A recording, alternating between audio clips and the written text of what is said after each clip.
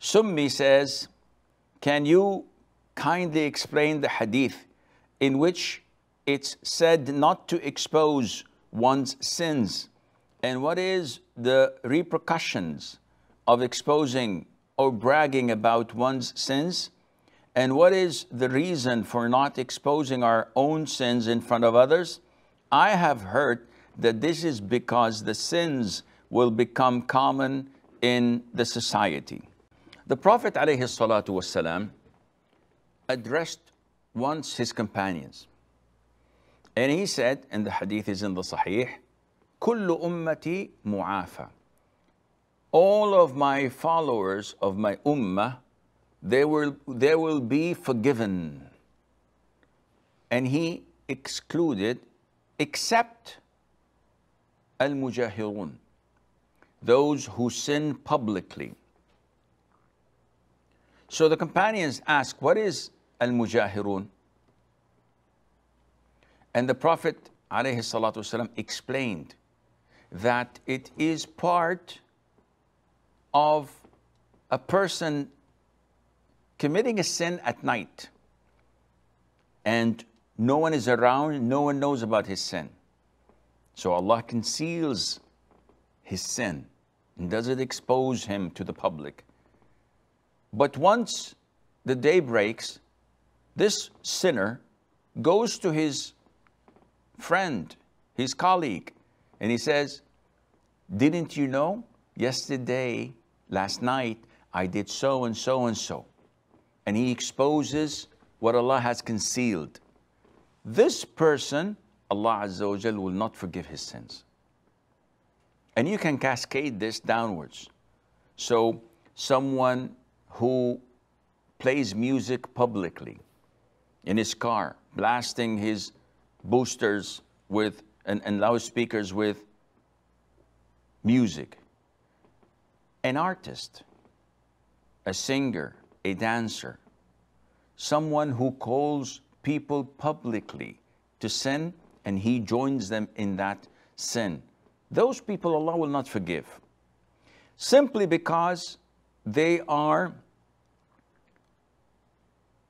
calling others to follow their footsteps.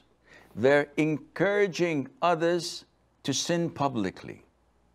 And this is the route for destruction. People by nature don't want to expose their bad side and their shortcomings. There is an inner bashfulness and shyness in them. So when a person, normal person, commits a sin between him and Allah Azza wa Jal, he regrets it, he feels remorseful, he cries and weeps, asking Allah for forgiveness. And he quits.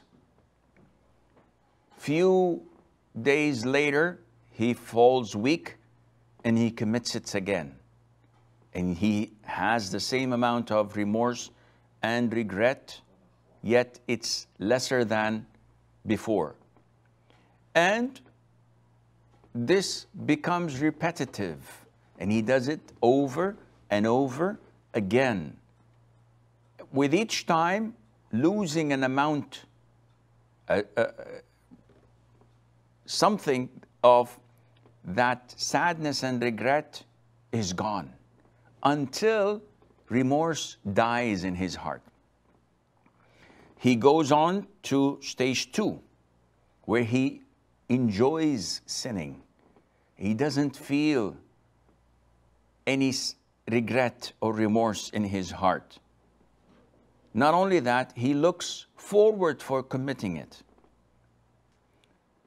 Takes him some time until he moves on to the 3rd stage, where he does this sin publicly. He has no bashfulness.